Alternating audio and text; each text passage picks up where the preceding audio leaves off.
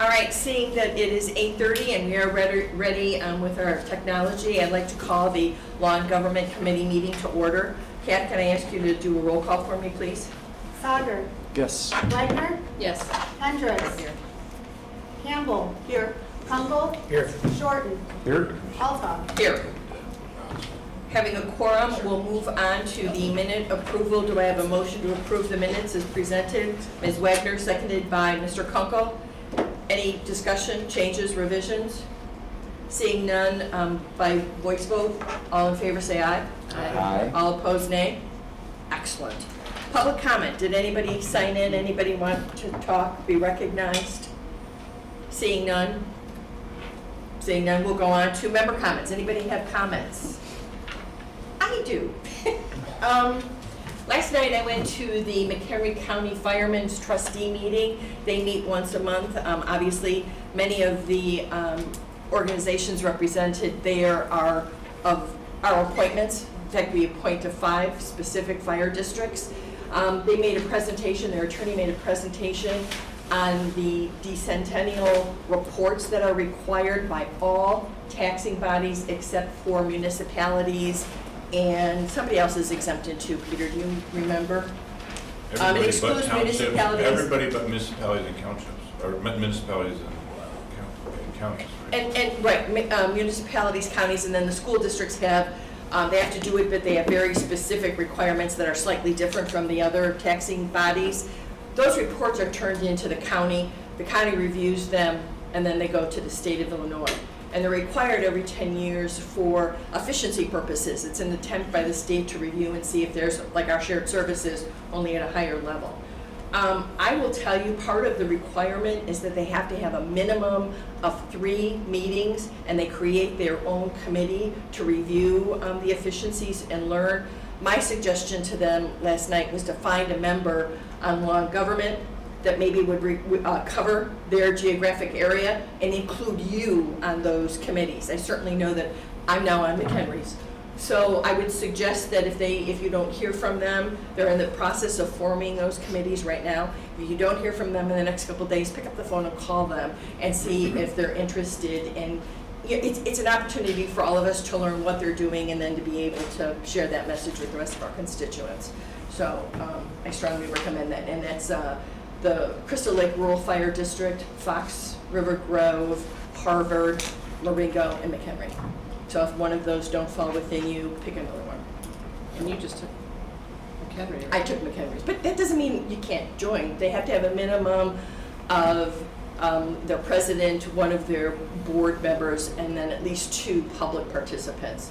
But they can have many, and again, I suggested they also do some focus groups, to invite public hearings and have people comment on what they're doing and how they're doing it. So, I mentioned, please. Chair Altough, not surprisingly, the Conservation District has got their eye on this and looking to handle this very professionally. I had a little bit of a conversation with Elizabeth. I don't have a lot to offer because we're kind of going to be on the receiving end, but I would keep your eye on what the Conservation District is doing in terms of a model. I'm sure they're going to do a good job, and they're going to get that going in June.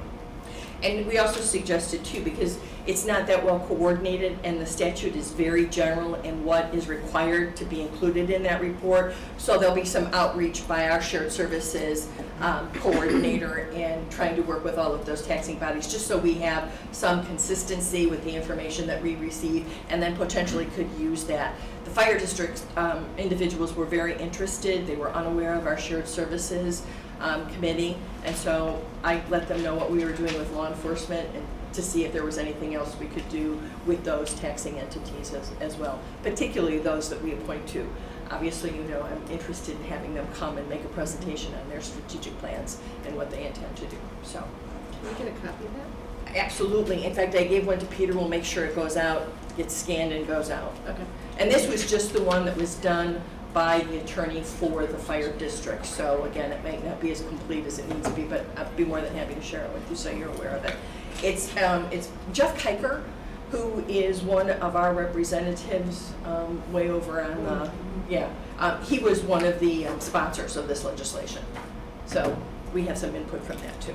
Is that a new piece of legislation? Yeah, recently. Yeah, PA 102, so that would have been the 102nd General Assembly, and it's 103rd now, so very recently. Thank you. Any other comments? I don't believe that our liquor license individuals are here. They're driving from a distance. With your permission, we'll come back to that item. I'll deviate from the agenda for a little bit, and we'll go on to the recommendation for the Sheriff's Merit Commission. This is, the sheriff makes a recommendation, we basically kind of oversee it, ask any questions, and then just move it on to the county board.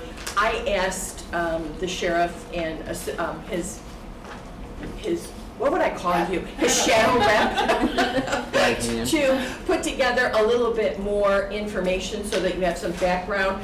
This is a political commission. Yes. Yeah, you Well, have, they need to be filled by the party. by parties, right. So I want you to be aware of that, which is why he made mention. Again, I'm trying to use this as an opportunity to educate new members on how this kind of process works. So you have the letter from Sheriff Tatelman about what he's proposing. Anybody have any questions for the Sheriff's Department? Sandra is here, she certainly can address them, but my recommendation would be to accept a motion to approve the recommendation from the sheriff. Board Member Sager, seconded by Board Member Wegner. Any I would discussion? just like to know, Sure. pardon my ignorance, but what all does the Merit Commission do? So their responsibilities are for testing for new applicants and interviewing and making and putting together the list, and then they also do the promotion. So they do the testing and putting together the list for the promotions for sergeant and lieutenant. And that's just for the Sheriff's Department? Just for just for the Unit 1, which is the deputies. They do not do corrections. Just for Unit 1. And just really quick, if I Please, can, Madam Chairman. Where's yours? There is another opening on the Merit Commission, and the sheriff has really been eagerly looking to fill it. So it needs to be someone from the Democratic Party. He's reached out to the party chairman, has not heard anything. He's reached out to other groups. So if anybody knows of other people maybe the sheriff should contact to, so that he can talk to them and see about putting them on. He really is not looking for someone who wants to come in and be very political. It's, filling that seat and meeting the mission of the Merit Commission. So It's not a lot of work. it is really not a lot of work. They meet once a month, and really HR supports the Merit Commission, and they do a lot And of work. this is to replace Board Member Van Huff, Yes, right? She correct. had stepped down because of the conflict. So basically, it would be fulfilling her vacancy. And I do know that he's reached out to several people. I had some people call and ask, but again, it's a short meeting once a month. Yep. Thank you. We have a motion on the floor. Kat, can I ask you to do a roll call, please? Wegner, Yes. Kunkel, Yes. Campbell, Yes. Sager, Yes. Alton, Shorten, Yes. Alton.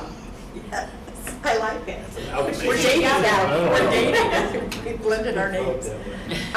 Again, I don't see anybody yet for the liquor license. So, Alicia, can we have a legislative update, please?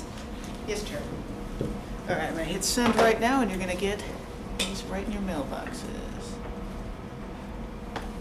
All right. Thank you. I really appreciate the written reports. I think they're wonderfully additional. Awesome. You gotta get your paper handout if you like as well. Okay. So, legislative update. It's been a busy month. But for your purposes, things that you need to know is deadlines that are upcoming. So, in the House and the Senate, this Friday is a deadline to get the bills out of committee from the opposite chamber. So, that's piece one. So, right now, before I go further, next thing to keep in mind is third reading is May 12th, and then adjournment is May 19th, allegedly. Sometimes it gets extended. So, for your purposes, the bill that, I saw that. I'm just laughing. Sometimes it always gets extended, but okay. Very, very politically correct. I do try. So, for your purposes, House Bill 2800, the Randall Road Bill, went right through committee, so it is on track.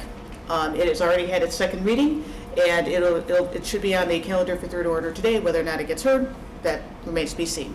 So we'll keep an eye on that, but so far so good.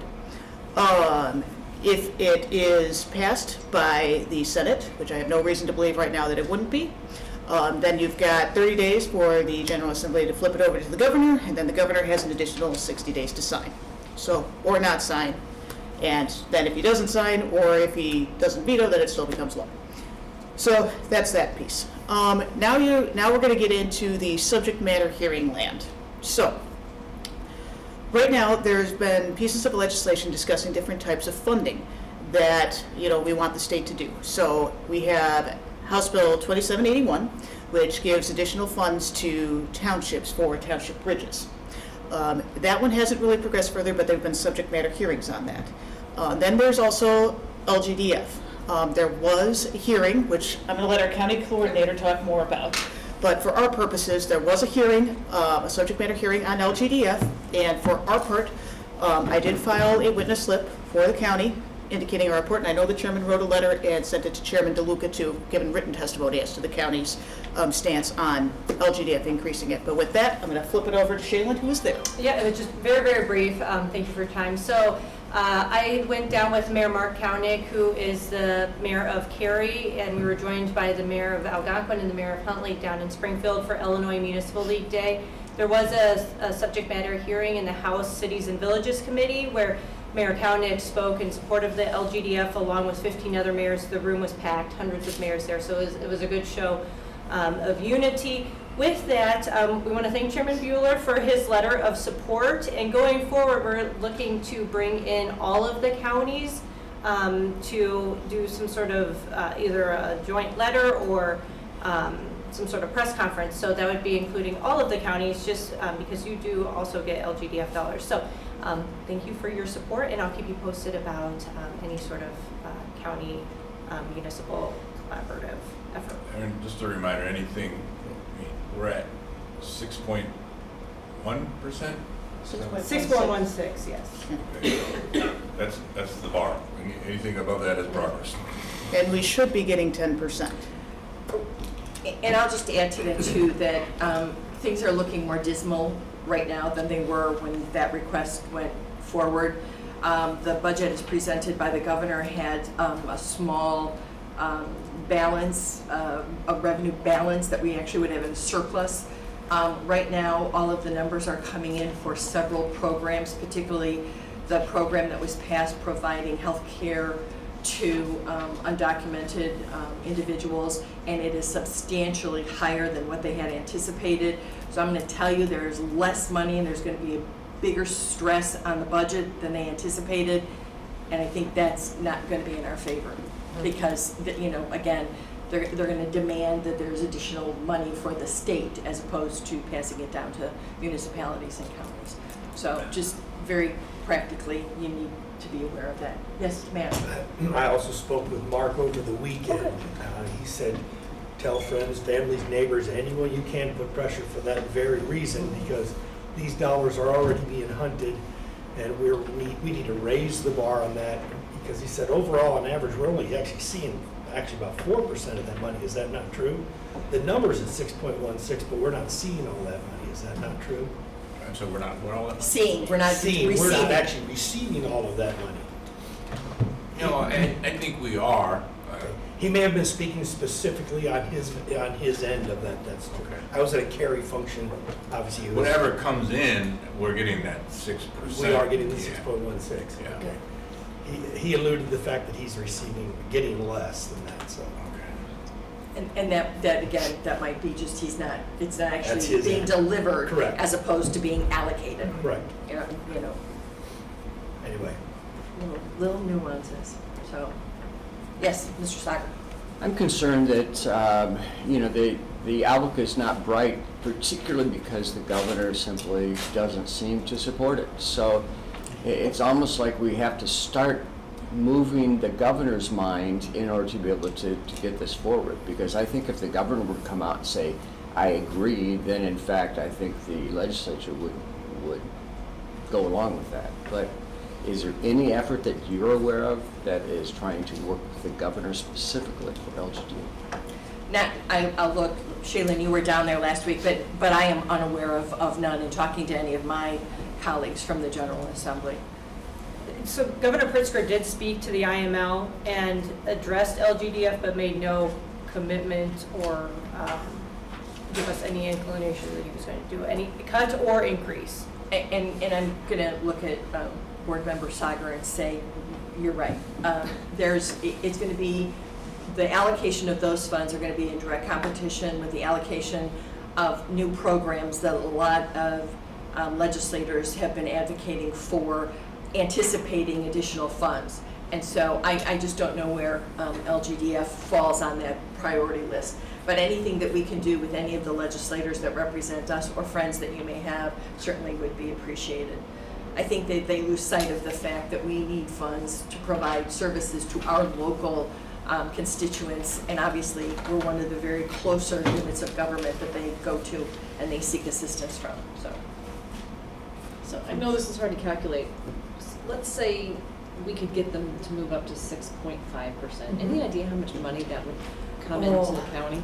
I do. I don't have that number. You know, directly to the county. I would have to look that up. So Just it curious would how be. much we would- It's actually a fairly significant number to the state, so I would have to figure out from the county. And there have been different pieces of legislation that have come up suggesting different amounts. I mean, Senator DeWitt's bill was the full 10 that, was agreed upon once upon a time. And we had Senator Murphy and Representative DeLuca seeking alternative amounts. I mean, there have been ways to try to push anything that we can get to bring us up closer to what it should be and what was originally agreed upon. I don't think there's any expectation that 10 is real. Right. It's a target for someday in the future. 10% was used when income tax was 3%, right? And then income tax was increased, and the math changed, so we generated about the same amount of money when income tax was higher. But the bottom line message that we've been banging away on is if we can help you with property tax relief, this is the way. Right. Other than that, our local governments, we don't have many other tools. And that's one of the things that they mentioned Right. down in Springfield too. And they might, and some legislators might say, well, you get video gaming revenue and marijuana, and that comes nowhere close to what the difference is between 10% and 6%.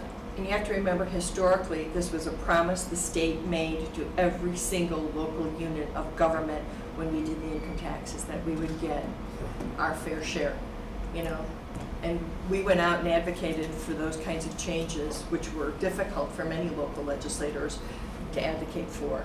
And this is what we're getting in return. So it was a deal gone bad. Anything else? Yes, so there is good news in this report. So it's at the bottom. It's at the bottom. I got to focus on the not so good stuff first. Good news. So your county staff has been in a lot closer contact with our federal delegation than in previous years. Staff at the Division of Transportation has put forward a request for congressionally designated funds, and we're very fortunate that Congresswoman Schakowsky has put forward a request for $20 million to do improvements to Randall Road, and Congressman Foster has put in a request for $5 million for the Woodstock Railroad Center. So there is good news there. Whether or not that will come to pass, we'll keep an eye on it, but that is good on a financial front.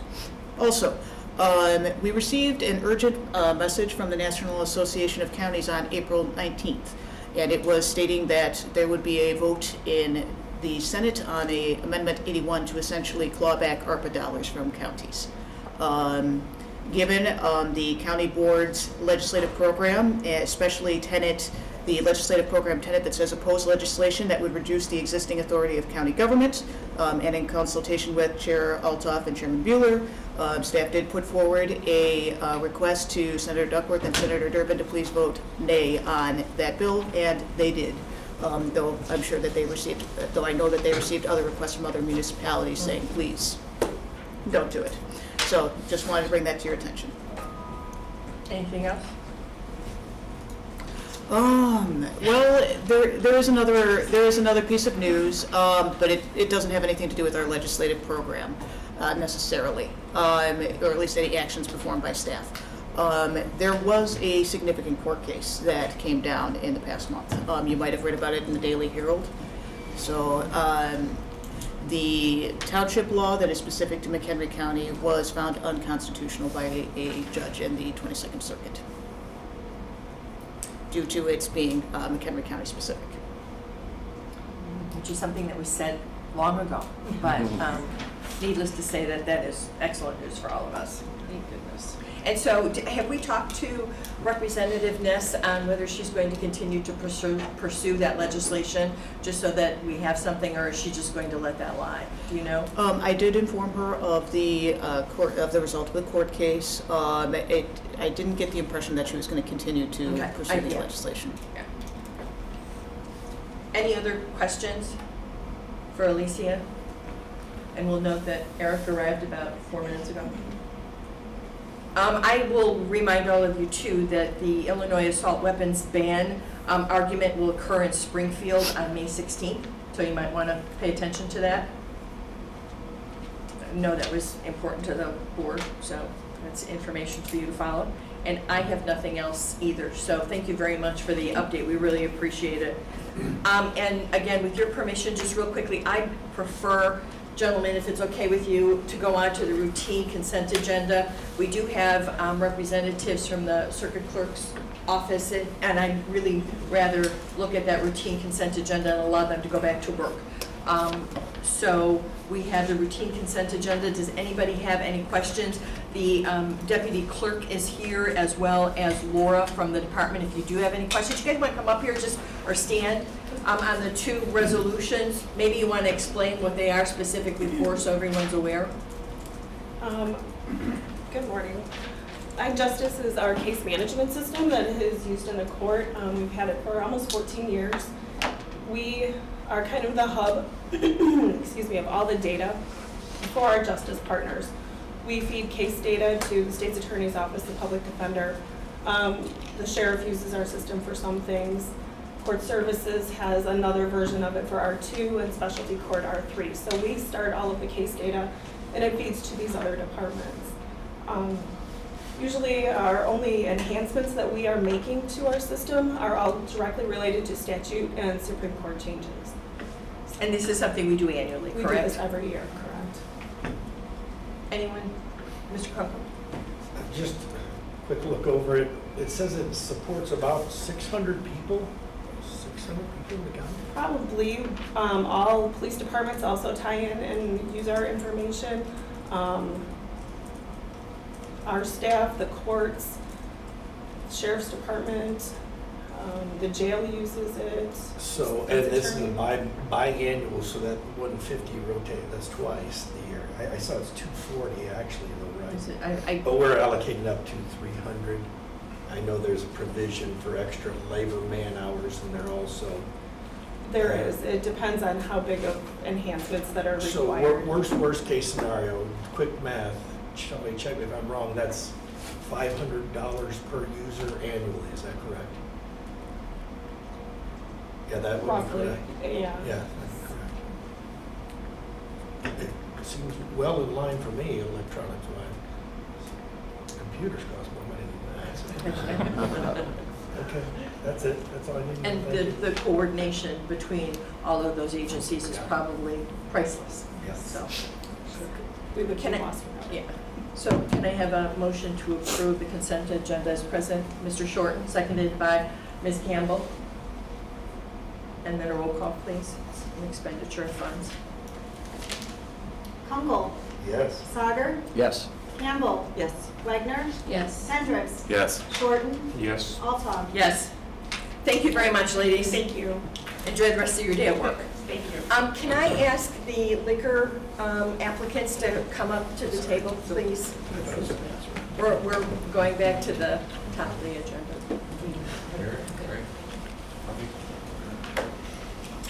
I think all of you are aware that whenever there's a change in ownership or organization, those individuals have to come before law and government and then to the county to retain or get a new liquor license. There has been such a case with the House of Bottles in Marengo. And so, yes. So do one of you want to explain kind of sort of what the situation is? Actually, I believe the liquor license has been held for quite some time in Marengo and has been renewed on an annual basis. The situation here is just a change of organizational ownership, correct? Am I right? So I am the one who was owner so far, and then I'm adding this 1, 2, and 3 partners because I cannot able to go over all the time over there. So I just talked to the friends, and he said he wanted to do it. So he's the one also running the stores over there with the another part manager over there who's living in the Marengo County. So he and then we just added 2 people all together. Does anybody have any questions for either, it's Patel, correct? Uh, Patel and So this Barat. Patel, yeah. Patel and Barat, yes, I'm Yeah. sorry, I'm sorry. I knew that. Yeah. Does anybody have any questions for the applicants? Mr. Sire? So just for clarification, then the day-to-day management rests with Mr. Patel? Mr. Patel? Yes, he's gonna be there over there all the time. And means I'm going to, and other partner too, they just going it here and there, but he's the one man and with the other manager over there. Okay, thank you. And the hours, Ours is the same right now, 9 to 9. there's no change? Nothing changed, nothing changed. Very good, thank you. And am I pronouncing it correctly? Is it Barat? Barat. It's close enough. And you do own other facilities, other retail establishments, correct? Yes, And I that's- have the that's- whole, right. Right, and that's one of the reasons why you're adding additional people to Right. help you with your workload and management style. Thank you. I get it, yeah. Anything else? Then I need a motion, and you can't move after the motion, you have to sit there for a minute. So then I need a motion to approve the change in ownership and award the liquor license. Mr. Shorten, seconded by Mr. Hendricks. And again, a roll call, please, Kath. Campbell. Yes. Hendricks. Yes. Kunkel. Yes. Wagner. Yes. Sager. Yes. Shorten. Yes. Altough. Yes. So, you, having been here before, will recognize this speech that comes. In the future, I'm going to have Mr. Sager do it because he too, as a former mayor, was a liquor commissioner. So we give this speech to every single one of our license holders, which is, this is a privilege that the county is allowing you to have. And so we want you to be sure that you operate appropriately. We want you to be successful. You add to the community, which is wonderful, but it's a big responsibility, and you are responsible for your own individual actions as well as the actions of all of you together. So recognize that. You need to make sure that you are following the rules and the regulations of McHenry County as well as the state of Illinois. So we wish you much success, but we also want to lay that responsibility on you and know that we are responsible to our constituents, and so we want to make sure that you're operating appropriately. Yep. This is your duty going forward, Mr. Sager, as a former liquor commissioner yourself. So. Did you memorize that? My lecture's gonna be a little longer. That's okay, that's okay. I was just giving you a template. So, gentlemen, congratulations. We wish you well. Thank you for being part of our community. Thank you so much. Okay. Thank you. I'm going to give you the licensing, so you got it. Thank you. Excuse me. Thank you. Bob Nowak used to do that. And I have no idea why, because he never was a liquor commissioner, so I have no idea how that I did, but anyway. Moving on to presentations, we have none today. No old business, going right on to reports. Sheriff's Office, we have an introduction. Yes, good morning again. So I wanted to take this opportunity and introduce you to the new chief of corrections. As you know, when Sheriff Tatelman came on board, he brought in 2 individuals. One was John Bucci as the undersheriff, and the other was Ryan Schmay from McHenry. So if you would just take a minute and let them know a little bit about your history and Sure. your experience so far. That My law enforcement career started in 1999 at the city of McHenry, and I remained there until December of 22. Throughout that course of almost 23 and a half years, I held several ranks, other positions. I retired as a commander of support services there. I'm happy to be with the sheriff's office. I'm very familiar with the sheriff's office. I've worked hand in hand in different aspects of my career over the years with the sheriff's office. So I'm happy to be here, and I'm thankful for the opportunity. So as the liaison committee, as you know, I bring forth many contracts that involve corrections. They have a Unit 2 for a collective bargaining unit. That's not going to be forth until next year. But there has been, especially in the recent past, a lot of communication and changes that have taken place in corrections. So we've had a few different chiefs since I've even been here in the sheriff's office, and we're really looking forward to Chief Schmay helping us move into this next era under Sheriff Tatelman and with some of the legislative changes that are kind of pending and hanging over us. So very happy to have him on board. And I'm going to ask Brian, what do you see as your biggest challenge now coming in? New set of eyes looking at the whole situation. What do we need to be aware of? Well, obviously, we all know there's pending stuff out there that we'll have to just adapt to and see what that looks like. You know, for the first little bit, my biggest obstacle was finding my way around that jail.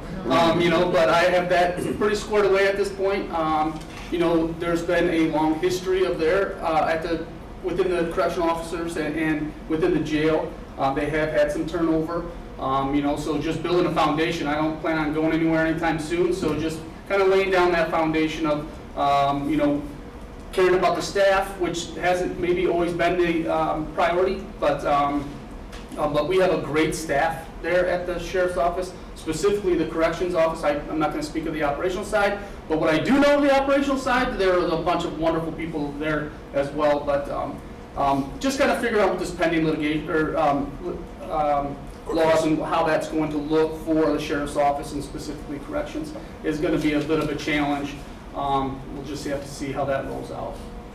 Well, we'll say to you, but Sandra already knows that this is true. If there's anything that we can do, please feel free to bring those issues forward to this committee. Make us aware of what some of your challenges are and how we can be of assistance. Perfect, thank you, appreciate it. And not just for money. Ms. Wagner and Mr. Kunkel?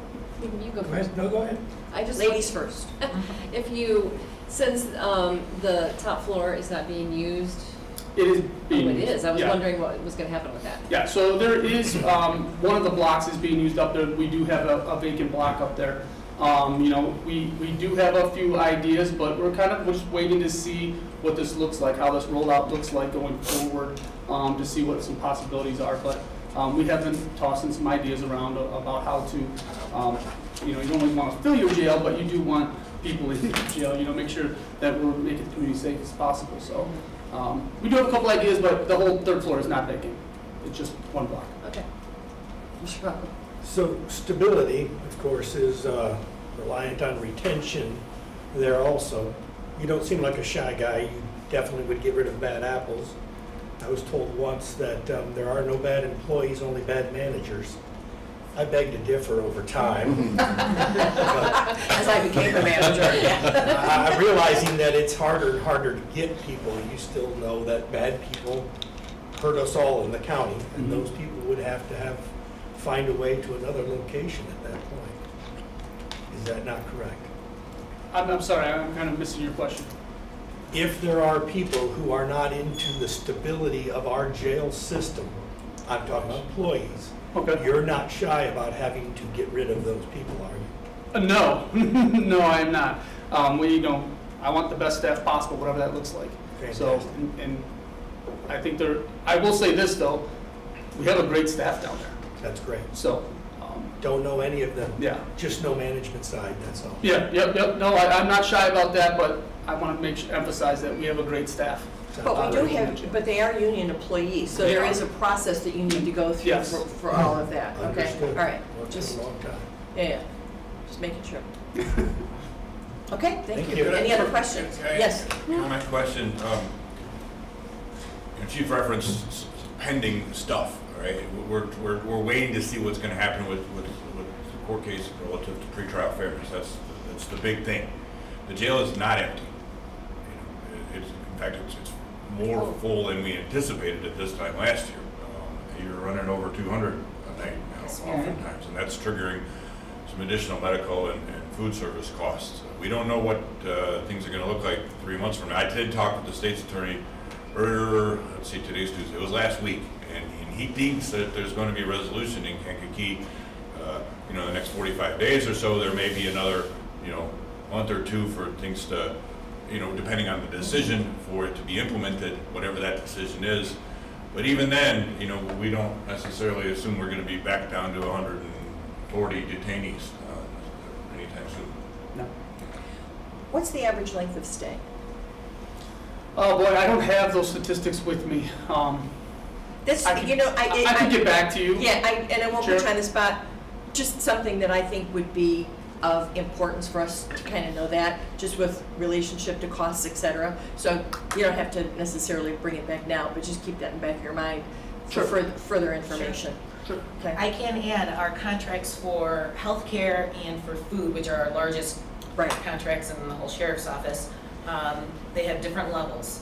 And those levels, when we negotiated, we took into account the Safety Act coming through, we took into account ICE not being in there, and looked at our general population, which was averaging around 170, 180. So we made the threshold 200, and that's what we budgeted for. So now, like Mr. Austin said, we've been running over that, and one of the factors, because Pete had said, hey, what's going on? But we are holding more IDOC inmates in our jail, and that is pushing us over. So during COVID, we held them, the state was not taking them, so we had many at that time. There was a lawsuit, we did get money to reimburse for some of that, but that's not taking place right now, so, they're pushing our numbers up. So they're not paying us to hold them? No, they don't pay us. They don't. There's no reimbursement for it. Post-conviction, they shouldn't be here. They should not be here, yeah. Well, Carol, Can I ask how that happens? explain What's how the process process that is, yeah. happens, that we are getting IDCO? Retaining them, So they get picked up and then they're just held here and then there's Well, nowhere they're to send them? sentenced here. They're sentenced here, so they're sentenced here, they go back to our facility, and then they're waiting for a bed at IDOC, but we'll have to wait for their contact to say, we have a bed for this individual. So at that time, they come up and get them, but until that time, we're kind of at their mercy, when they have a bed available for us to get that inmate out of our facility and into theirs. And I was gonna say that's statewide, that's statewide. it's not just here, Yeah. it's across the state of Illinois, they just don't have a lot of space. And Mr. Hendricks? There is money, or there was a lawsuit, or is a lawsuit, we expect money There was. relating to It was them the- not taking the. during COVID. So the corrections facility kept track of all the inmates, how many days we held on to them. We submitted for over $800,000, I believe, and we got, it's been a while now, about $300,000. So, and the difference was what we were asking for rate of pay. So we were using our ICE numbers for rate of pay, which was $95 a day. But downstate, their numbers were like $30 or whatever a day. So, they met us in between, and I think it was about $55 a day per inmate is what we ended up getting. But it was for that specific time period, because during COVID, they didn't take anybody. And that was statewide. So all the sheriffs, went after that money. Ms. Wagner? So staffing, I assume, is also increasing because you have a higher number? Nope. Oh, no. Nope, we've kept that, and we kind of restructured our staff to make that work. But yes, we have not increased staffing now. What's just out of curiosity, the ratio usually from inmate to employee? Well, it's our total employees is 132 COs, and however, we run 24 hours a day. So, every shift has about an average 20, I think would be an average for COs, and we have just over 200, 210, 215, 217 is kind of what we're running day to day. So that's 1 to 10, off the top of my head, per shift. So. And is that a good standard? It's specifically for like overnight, for that third shift, that late shift, they're all on lockdown, so the whole shift, almost just about their whole shift. So it's just making sure everyone's safe, for that shift. But the other two shifts, there's a lot of movement going on. We do a really great job with the staff, making sure that everyone's being as safe as possible. You know, the whole place has got cameras. We have central control that looks over the whole jail. So, yeah, we do our best to make sure that our employees and the inmates are safe. And when the chief says a lot of movement, we try to stay away from ratios because there's so much going on. There's, escorting individuals up to court for their court hearings. There's different programs that are being run. There's the road crew that's going out, bringing folks up to medical to be seen either by the dentist or the nurses. So at those times, it's almost one-on-one, right? And other times when they're in the blocks, it's, like you said, maybe, 1 to 20. So it's more difficult. And not every corrections facility is set up that way, like ours, so. Again, just an opportunity to educate people who didn't really know. Also sets the stage if you need more people. Mr. Sager. I hate to go back to the question, but do you all see any foreseeable opportunity for the state to come in and find places for these individuals, find beds for these individuals, or is that just something that we're going to live with from now on? Well, I think that, everybody's in the same boat, kind of waiting to see what happens, If sheriff's offices aren't sending as many people to prisons because of some of the new laws that come out, well, then that will probably alleviate some beds in IDOC, which will allow people to have a quicker movement from a local facility here at a sheriff's office to IDOC. So we really all are kind of waiting to see how this plays out. Thank you. Any other questions? Thank you very much. Again, wish you Thank you, well. Chair. Wish you well. Going on to update on Safety Act, I'm assuming? Yeah, I think Pete It was kind of, I wanted to kind of share some of my conversation with the state's attorney. We do think that this situation's coming to a head, and we don't know which way it's going to go, but it could have some positive impact on the head count in the jail, but that's going to take a few months, and we just don't know where it's all going to go. Relative to other stuff, I don't know, was there anything we were going to think? As far as on my agenda? Yeah, I'll transition on yours. Okay, yep, the next is IT. Yeah, because, in last year's budget. Tom's here too. Yeah, Tom's here too. But I would say for the safety stuff, I mean, we're as well prepared as we possibly can be, not knowing what the outcome is going to be, right? Right, and remember, safety is an overarching piece of legislation that does many things, and when we're talking about the jail population, we're specifically talking about the pretrial fairness component of safety. But safety also had a lot to do with body cameras and training, and we have added staff, and that was kind of my smooth transition. We added 6 staff members in last year's budget relative to safety. We had 1 in the public defender's office, 4 in the state's attorney's office, 1 in the sheriff's office. Right, for our body camera system. Right, and all the positions are filled, and we're moving ahead, and I think we're working well.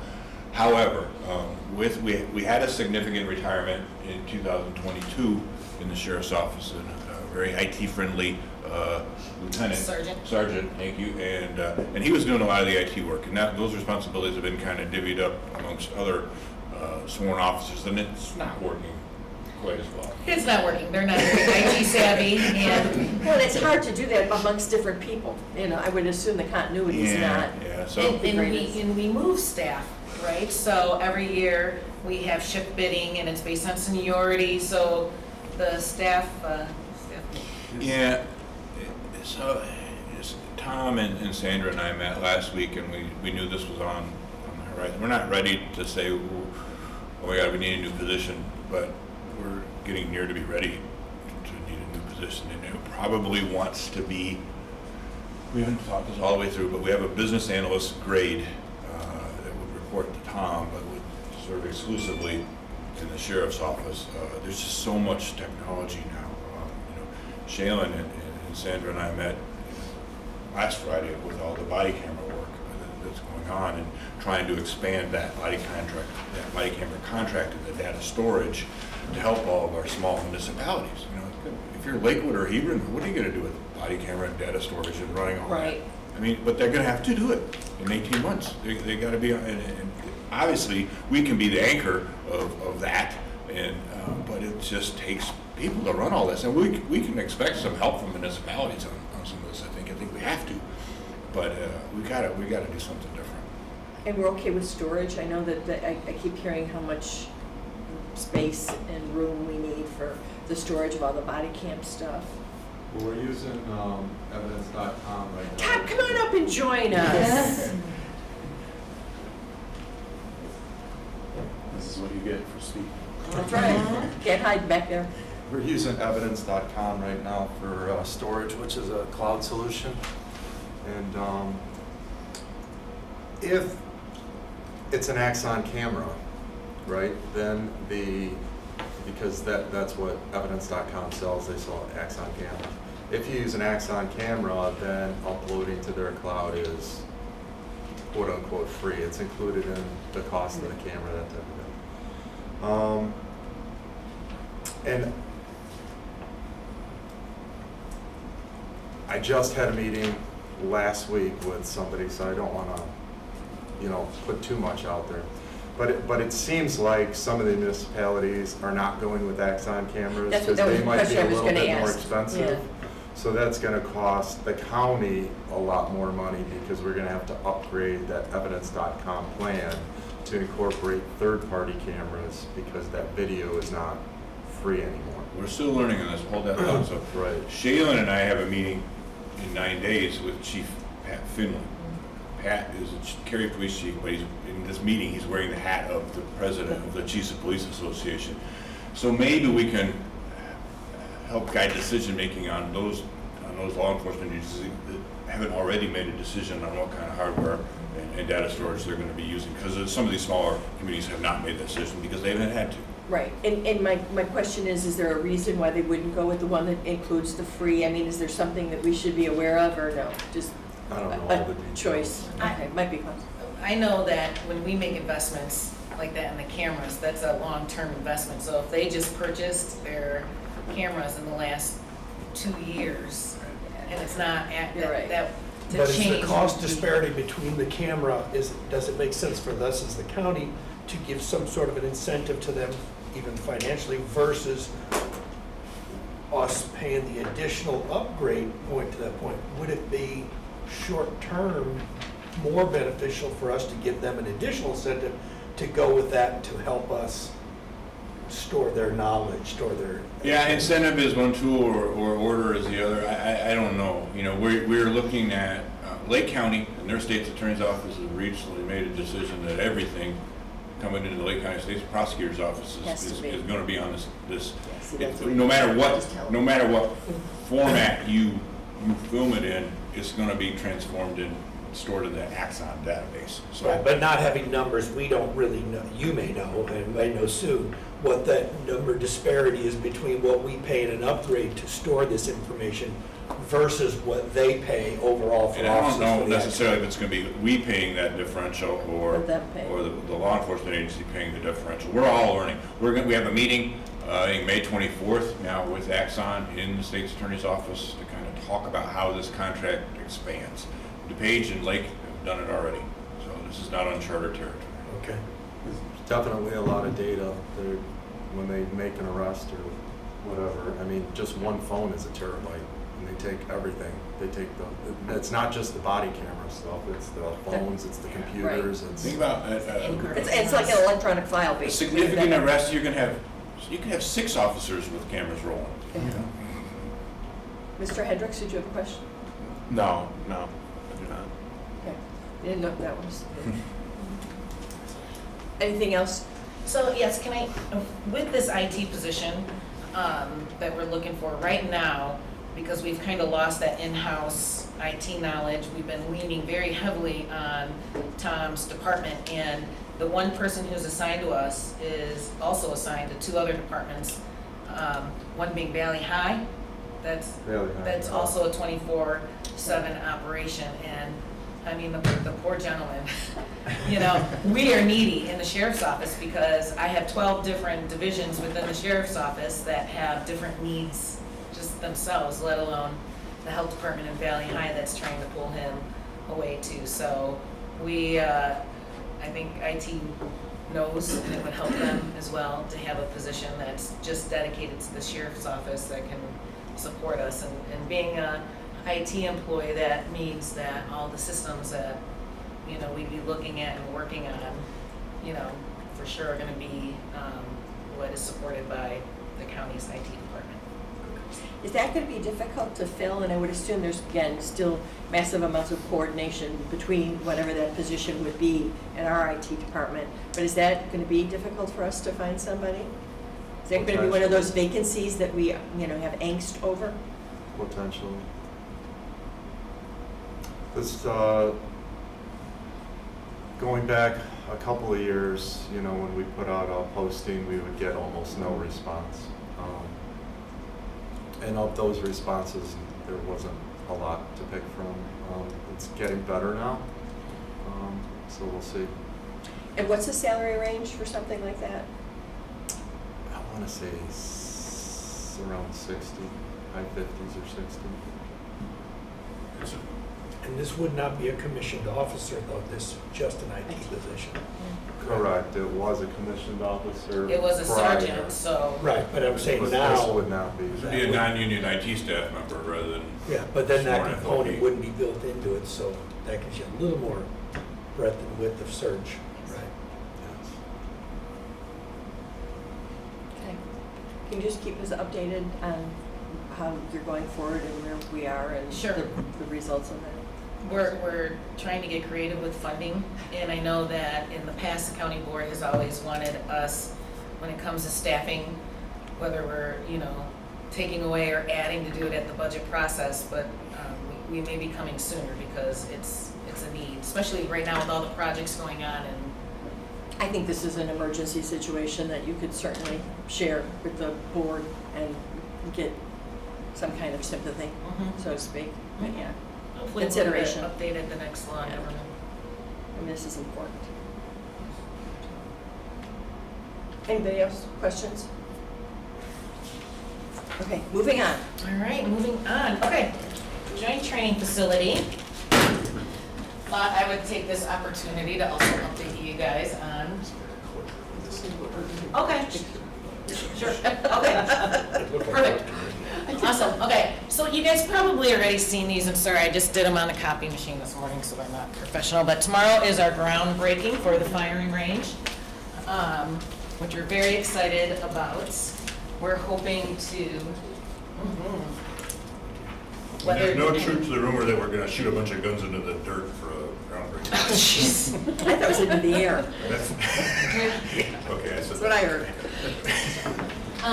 So we meet every Tuesday out there. So normally I'm out at Cary right now with our construction management company, just to get updates on everything that's going on. It took us a little while to get the permit for the remodeling at the old Village Hall. So really, we've only been under construction for like 2 weeks. We're about 5 weeks behind. Still looking to open up at the end of September.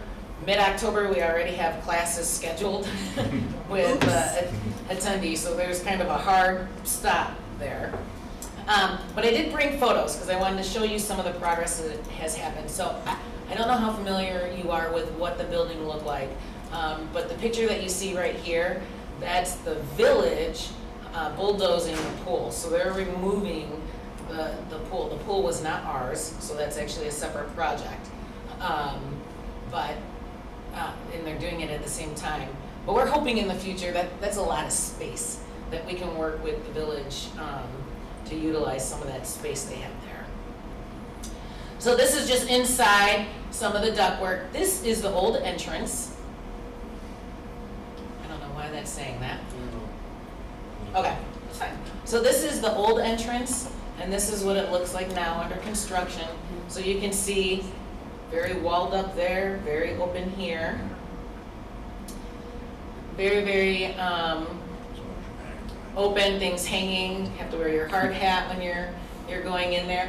To the left of the ladder, that was a staircase that went into the basement, and we are covering that and filling that in, because what you're looking at right here is gonna be our 100 attendee room. So it can seat up to 100 students in this room right here. So we needed to cover up. Are we doing any upgrades with regard to IT or cable or any of those kinds of things? as well? Everything is being, okay. correct. Everything Yeah, that's what it is being upgraded. That one's a little blurry. Well, those are all blurry. is. It's all right. So we just tried to mix and match some of the old with the new. You know, Carrie had a lot of, obviously, offices and whatnot, and we just took all the walls down. Part of the roof, fortunately, the roof wasn't in as bad a shape as we thought it might be, because that was really where we were gonna be spending a lot of money, but. Tom Burles was not optimistic. He was not. Tom's not overly an optimistic guy to begin with, so yeah. Yes. But the good news is that there wasn't really a lot of damage that would require a lot to do. So, gosh darn it, I wish that wasn't so blurry. It must be how I transferred it over. You can't see me there, but I'm talking with the construction manager there. And right under the ladder, you can see we already filled in the floor where that staircase is. The room's gonna be set up with a drop-down screen in the front, and then on the sides, we're gonna have the television, so that if we do have 60 or more, the students will be able to see. And then, you can't see it here either, but on the other side of the actual training room is what we're calling the mat room. So that's where they're gonna be able to do some of their more physical training. And it's a pretty good size too on here. So we're hoping, we'd love to get you guys, even if it's just coming to our Tuesday morning meetings and walking around, once we get this buckled up a little bit more, to get you over there to see it before we do an official ceremony. But it's really turning out to be something nice. We're still working with Dave Christensen. As you know, we want to partner with EMA. We've given them space, so they've got offices and a conference room there as well. So And who else is going to be there full-time? So in the backside, which is not being remodeled, we're going to be moving our police social worker program back there. It's a confidential entrance. It's separate, so when they're meeting with people, they can come there. They've got different rooms set up. MIAT, so MIAT is the agency that is made up of all the law enforcement agencies. So when there's a big event that goes on that needs investigation, or within a department and they need to have an outside agency come in, MIAT does that. They're going to have space there as well, because right now they don't. They just work out of whatever police agency. They pop around, yeah. Yeah, they pop around, so we're gonna give them their own place, which will be really, really nice. They're looking forward to that as well. So does that mean the social work program will not be the community foundation anymore? Eventually. We're in no rush right now to move them, because we don't have the money to remodel the area that they're going to, but that's the goal, is to move the PSWs over there. I think that's a great idea if we could accommodate that, just on one of our regular monthly meetings, whenever it's appropriate, just to Sure. go ahead and, host the meeting over there. Yeah. Yeah. Yeah. Field trip.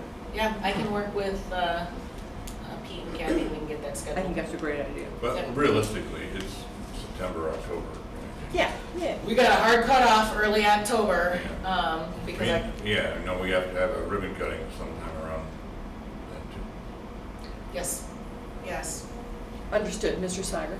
Is there any plan, or has there been any outreach to the local municipalities to see if they are willing to provide some funding here, or is that? So they are, we were hoping to be in front of you already. So right now, we have an agreement that includes 4 of the other chiefs of police, and that agreement discusses what participation looks like for those board members. And really, their buy-in and ours is going to be based on what the maintenance of both the training facility and the firing range is. So we've estimated what those annual costs are going to be, and then we're dividing it up between the board agencies, based on head count from each agency, which the sheriff's office has. We have a lot more. Our corrections people, though, we're only counting as half. They're still gonna do training, they still need to qualify, but they're not gonna be utilizing it as much as the sheriff's deputies and the police. So we wanted to bring that agreement forward, but I think they're still out there, these chiefs trying to recruit other agencies to say, hey, be a part of this.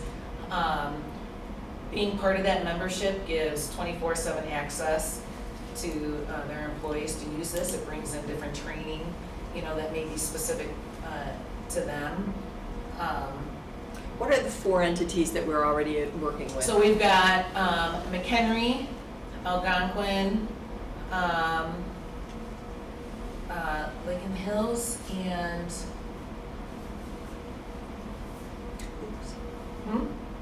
Huntley? I'm trying to think, I think Huntley is the other one.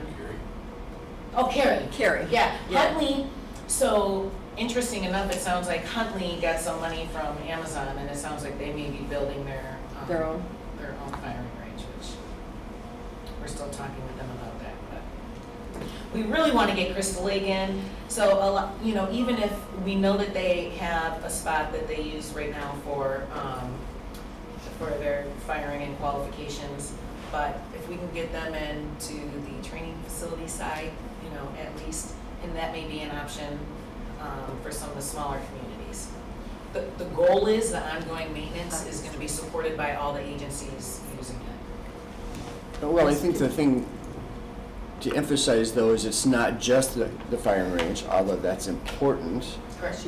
But we're also looking at this social program, which is, I think that's a benefit to everybody in the county, and then the MEOP program.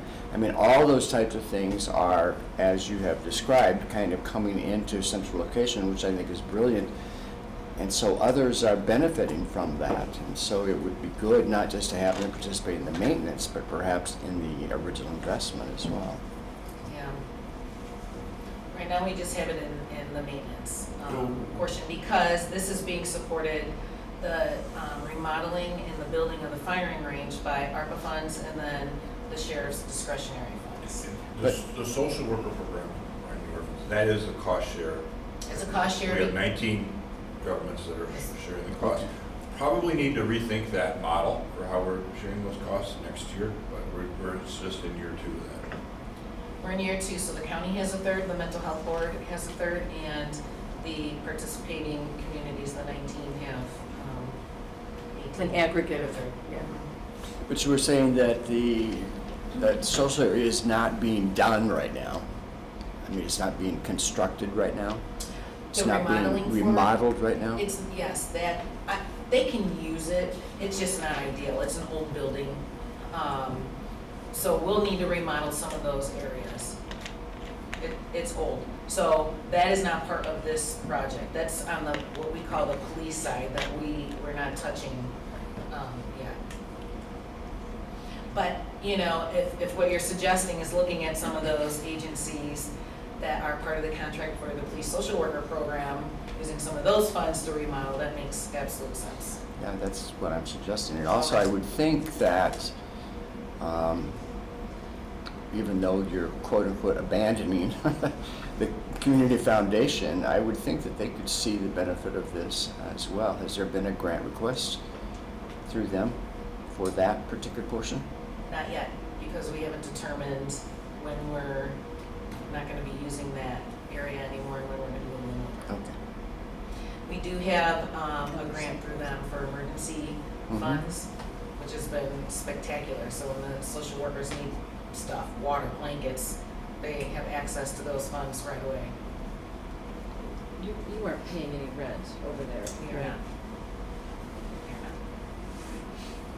Yeah, the available service. Yes, Mr. Hendricks. You said the construction's about 5 weeks behind. Correct. What's the estimated completion date? So for the training facility, we're hoping the end of September. first week of So October. we're cutting it close. We're cutting it very close. Okay. The firing range, we're still on track. We're still looking at a January 2024. Things will come up, but right now. And the delay was not really on our particular side, it was on some situations with getting the permits from the city of Cary, and that delayed, right? Correct. Well, it took a while to get permits from government. All right. Well, Surprise. you have to be concerned. Yeah, we're very excited about that. And just so you know, to the Marine Unit building that we're working in conjunction with the City of McHenry on, we've done the soil borings out there, we have our design. We're gonna be, the City of McHenry is gonna be putting that out to bid the first week of June. So I'm so excited about it. that's another great partnership that we're doing with them. So that'll be another exciting, that the Marine Unit hasn't had a permanent building, flushable toilets since the beginning. And they take that responsibility pretty seriously. I mean, I will tell you, McHenry County does a better job on the smaller part of the river that we actually are responsible for than Lake County does on their significantly larger portion of the river. Our units are actually out. So, just saying, as the liaison. So that'll be another ribbon cutting, you'll be invited, probably early. Ribbon cutting at the public toilets at the boat launch. Yes, that's a big deal too. Anybody who wants to offer to be the first. Yeah. Also be the worst. Hopefully it's not filmed. Any other questions with regard to that update? Then going on, the Walworth County agreement? So we just wanted to bring this to your attention. Under Sheriff Bill Prim, he had worked with the sheriff in Walworth County, and they came up with a intergovernmental agreement, which really just gave each agency the arresting authority in the other's jurisdiction. They saw that as a need back then. New sheriff over there, new sheriff over here, so we've updated that agreement. There's no money tied to it. It's it doesn't really have to be used that much, but it's just respecting the other agencies and allowing our officers, if they're chasing the bad guy and they go over into the other agency, that ours can keep going and they don't have to stop. So we just wanted to bring that before you so that we talk about working with other agencies and intergovernmental cooperative agreements, and this is another one we have. And anybody have any questions with regard to that update? I just want to take an opportunity to indicate, one of the things that we talk about all the time at every single committee I serve on anyway is, again, recruitment and retention of employees. We've got people who are stepping up in the IT department who are taking on more. Can we just make sure that somehow it's conveyed to that individual that we're truly all appreciative of those events? Tom, you're listening, yay? Yes. I mean, I think that's unbelievably important on our part to do that. So whatever you guys think of, whether it's coming here and getting around or whatever, but I really have great appreciation for people who work outside of their job descriptions under, emergency circumstances. They need to be recognized, yeah. Okay. Kath, is that you, the update on the police? In your strategic plan, I'm very excited about this too. there is a call for, as much automation of things as possible, so 3 clicks. yeah. And this was a vision of Kathy and Greg for a while, so show it off. So as the liquor license renewals for the year are coming to an end, we thought it would be a great time to come before you and answer any questions as a new committee that you might have about the process that we have for liquor license or raffle licenses. And then also showed you some changes that we've made to the website and some changes that we hope to come. First off, I'd like to introduce Kyle. Is it Brewitt? Yeah. Good. He is our new state's attorney liaison, so anytime I have anything out of the ordinary, anything that's not normal, which was quite often this renewal time, he's my go-to over the state's attorney's office, and he knows our ordinance inside and out and gives me an opinion on anything that I need going forward. As for renewals right now, we started with 49 county licenses at renewal time. We have had one establishment confirm they have closed. Another one that I've had no contact with and no response from, and the internet says they're closed, so I think we're down to 47 at this point.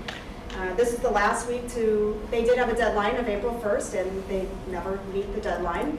But this is our last week. It's Sunday at midnight, licenses expire. And currently, right this minute, we have 3 in the works, and 1 I have not received anything else on who says it's coming. So that's just an update on where we are with renewals.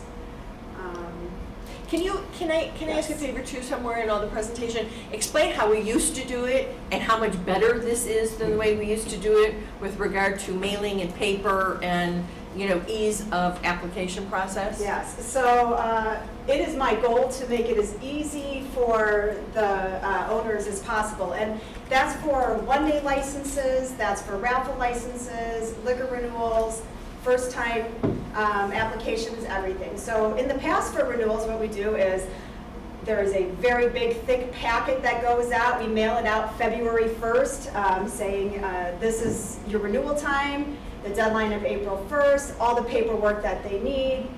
And of course, they get lost in the mail. They say they've never received them. We get incomplete packages back. It's quite a tedious mess at times.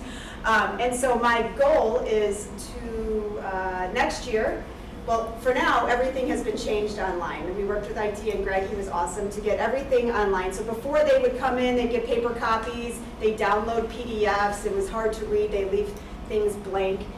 Greg has automated this so that when they click on the license that they want, everything they have is there for them. They have a checklist on what they need to turn in to me. So it's all there in black and white with nothing left confusing there. It has our ordinance on here, and they apply right here online. When they apply online, it gives them the opportunity to send attachments to me. The only thing that we're not getting right now is online payments, and it's my goal to have that by next renewals next year. Next year when we do renewals, February 1st, when we mail it out, I want to mail out a letter saying, go to our website, you're reapplying here online, you're paying online, and everything's completely streamlined. And Greg has set this up so that they can no longer skip questions, which happens all the time. And of course, it's legible now. So we were very excited. This just launched like a week or so ago, so we're very excited about that. And again, the last element to that would be the payment. So great appreciation, yeah. I mean, I can't tell you how, I'm very excited by it. Well, the amount of, like, what we're just spending in postage, you gotta think, these packages are like this, and they're that thick with all the paperwork, so just the amount we're paying in postage alone. The amount of time that you dedicated to trying to put it all together and keep it organized was, I mean, again, it's, undeterminable, so, yeah. But I also want to take this opportunity to answer any questions you guys might have about the processes, and again, about one-day licenses, who gets them, who can't get them, raffle licenses, or anything like that that you might have, as a new committee on what we do here in McHenry County. One of the biggest questions we get is that a lot of times with the municipalities, you're only allowed, like, let's say, 15 licenses in the entire city, and here we don't have a limit. As long as your establishment is an unincorporated McHenry County and you meet all the requirements for the ordinance, then you are eligible for a license. Mr. Swiger. I guess I don't understand the deadline is April 1st and we let that go. I don't quite get that. We say April 1st so that it gives me the opportunity to review the packets, which are, I want a little bell to ring every time I get a nice clean packet, because I'm going back and forth with them with emails, and I'm missing this, and this was turned in incorrectly, or this is expired. And it just gives us enough time. But yeah, I would say I had maybe a third come in on time. I mean, I understand that you... I think this will make the deadline different. I think the deadline, April 1st, was again to accommodate Kathy and making sure that we weren't taking licenses away from people. part of our community business, you know, we want to work with them, so it gave her the latitude of time. I think with the website, which is one of the reasons that we really tried to focus in on getting this done, is the deadline won't be April 1st. We can say if it's not in by this time, maybe you make us come before the committee so that people are. And that is something we can do too. And we'll have a Deadline is special for us. website page on here. I don't think it's visible now. There will be a page on here, oh it is, that when it's renewal time, this statement will only be up there during renewal time. And this will be a special page dedicated just for renewal information so that they're not confused on it. But that's something that we can most certainly, you know, when I took this over, there was just the deadline for administrative purposes, right? And even these ones that are pending, I've contacted them a couple of times this week and said, hey, you know, your license is expiring at midnight on Sunday, and depending on when you get your paperwork in, you may or may not have a license on Monday, because it's, you know, not only is it the time it takes for me to process it, then before I can give them their license, I need Chairman Bueller's signature to sign off as well. Do we then follow up if that ever has happened in the case, and I apologize, Brian, what's the consequence of that? If the license is not valid on May 1st, do we follow up with our law So, yeah, enforcement? we had that issue, it was last year before with COVID, when things weren't normal per se, and we had a lot of just people not answering my phone call or my emails, and then I called the Illinois Liquor Commission and I send out their liaisons, and they do spot checks there. I'm sorry, Mr. Seibert, did you have? Yeah, I have a great deal of appreciation, trust me, about how long it takes to process all of these applications. And so I absolutely agree that you need time to go through everything and to make sure that they have everything absolutely complete and taken care of. I appreciate being business friendly. I think that's important because they are contributing to our economy and the overall health and well-being of the county. But I also know that the friendlier you are, the more difficult it gets to kind of get things done. And I do think that there has to be a degree of accountability there. So, and maybe we can shorten that period of time from April 1st to mid-April or something like that because of this. And that could be very, very well. But I think that maybe we need to consider something like if you don't have everything in by April 15th so that we can process by the end of the month so that you have your license there, then you have to come before this committee again. I was Or gonna something suggest like that too, that, sure. so that's a kind of a disincentive Mayors. for not getting things taken care of. And if it's the will of the committee, we can write a policy Right. and send it out with the liquor renewal letter saying if you don't have it in by this date, you will need to interview before the Right. committee. Why don't we pursue that? I'm hearing it from over here too. Mr. Hendricks? Is there any, I'd be certainly open to that. Is there any sort of late filing penalty or anything like that? How you lose your license? We had an extension the last couple of years with COVID where Chairman Bueller did give a couple of extensions. But those there's were no such- fiscal penalty. But there's no like monetary No, I mean, fine your penalty. license is just, You have to can't sell start- alcohol anymore. Yeah. Well, Yeah. is it on April 1st or It's does the midnight on license? the 30th. That's what, okay. Midnight on the 30th, the license expired.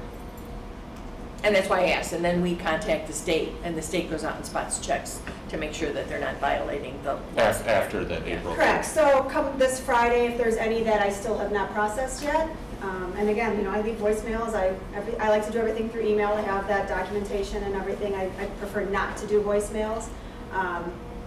Come Friday, I will leave them one more message and let the Illinois Liquor Commission know. And they have to have our liquor license before they can apply to get their state liquor license, correct? And from what I hear, ours is a lot harder to get than Yes. yours. But so April 1st is our deadline. So if they file April 20th, there's no penalty. That's correct. Okay. Yes. Mr. Coco?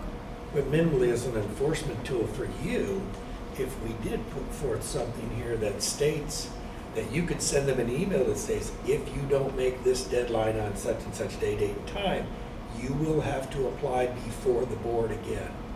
Yes. You'll have That to, yeah. that might Again, give you this nothing- little bit of stick that they're not liking instead And I would of caring. appreciate that, because right now, nothing like that sort of thing is in writing at all. It's think we just should do that. April 30th. And we can do it in conjunction with the fact that we're now doing online applications, and these are the new policies that we're considering for license holders. Absolutely. So I think that's direction. I don't think I need a motion to do that. Ms. Campbell? Yeah, well, I was also thinking that part of the problem is with that back and forth, it allows them to feel like, okay, well, I did my half part, and then maybe they weren't complete in that process, and then you'd have to get back to them. This way, they know precisely that they're not complete, because they can't actually move forward in the application, which is great. And so, so I agree, I think having a policy for what happens to give you more authority. But can I ask you how many, do you know offhand how many licenses then end up not getting renewed? I mean, in the previous, I've only been doing this portion for about 4 years, and the first couple were in COVID, so those were just, they weren't normal at all. But typically, we do either renew your license or the business has closed. We lost a lot of businesses in COVID, I want to say like 4 or 5, and we did give some extensions with Chairman Mueller's consent. And I'm confident that these 4 pending, we're going to get them to me in the next couple of days, and I'll rush to get them out, but. So obviously, the renewal fee is a lot lower than if they had to start all over. That would be We have a $1,000 first-time application fee, and if your license does lapse and expire, you have to go through the whole process again, fingerprints, everything like that. So that's your financial penalty. Yes. And time, because Right. a new license means they have to come before your committee again. So that's at least a month, at least a month that they're closed down. Mr. Short? So in order to get their state license, they have to get their county license Correct. first, right? Mhm. And you said that our licensing requirements are a lot more stringent than the state? That's what I've heard. Okay. And I'm just wondering what and don't expect you to have the answer, but what the complexities are that we have at the county that the state doesn't have, and is there, I understand the difficulty with completing a large packet of information, but also I understand the complexities of completing a large packet of information. Yeah, I don't know the state requirements. I think the state depends upon local municipalities. They gave them the authority, and so they Yeah. depend upon us doing the heavy background work and approving. In the And so, classes, the Right. state's got like a liquor license. right, We've got that's it. We've 8 got different classes. types. Yeah, exactly. Like, for instance, the establishment that came before you this morning, what they'll need now to go to state is the certificate that I gave them, and then a letter from me stating that they have met all the requirements to change from that 1 owner to the 4 owners, and they have to have that special letter from me as well, because it's not a straight-up renewal. I will say that the state does follow up with these things. I mean, they don't just kind of ignore it. And I mean, it is true that they put the onus of responsibility for specificity upon the local units of government. But if something isn't there and isn't in their records like they want it to be, or if there is a change of business or something like that, they are always out there tracking these down. And Yep. sometimes you write one letter, but that's not what they want. They want Yep. something else. So then you have to write another letter to verify. Yes. Which is why, again, we've taken the habit, which now former Liquor Commissioner Sager will do, and that's why we make the speech that we make to all of those license holders, because it's not just the county, it's also the state, and they need to be responsible business owners. I will say that one of the things that I have found useful in the past is up front as we're talking about penalties, because this is a right. It's not a gift. And so I think one of the things that we can do is that if they have underage service, nobody intends for it, but if they have underage service, or if they have open hours beyond what they're supposed to have, after hour drinking, or if they have late filings or whatever, we can put that in and say, okay, if you have these are the penalties. I mean, this is where it comes in. These are the fines. These are what happens. I'm just going to make everybody again look over at Justin, right? We're having a conversation about all of these matters as we move forward. Some changes, and we'll bring them to the committee, Kyle. obviously, but Kyle. I'm sorry, Kyle. Kyle, why don't we say Justin? So I apologize, Kyle. But again, many of these issues have come up, and Kathy has brought them to our attention. We're going to talk to the state's attorneys and come up with some better direction that we'll bring back, obviously, to the committee to kind of discuss Because and we have further input. that There's been has some come stuff. before us, you know, Yeah. where some constituents have complained about certain things that have gone on at some establishments, and I have directed them to reach out to the sheriff's office and maybe do a check there, because it wasn't in our purview, but, you know, sometimes our hands are tied, so again, a policy for that and fines would be great too. So positive thing of COVID, we discover lots of stuff we need to address that we typically never had to in the past, so we'll bring it forward. But all that's aside, we're super excited about the new website. Thank you. Thank you. There is no need for executive session, so I'll take a motion to adjourn. Matt, yes. Matt Coco, seconded by Carolyn Campbell. All those in favor say aye. Aye. You know me so well. You know what?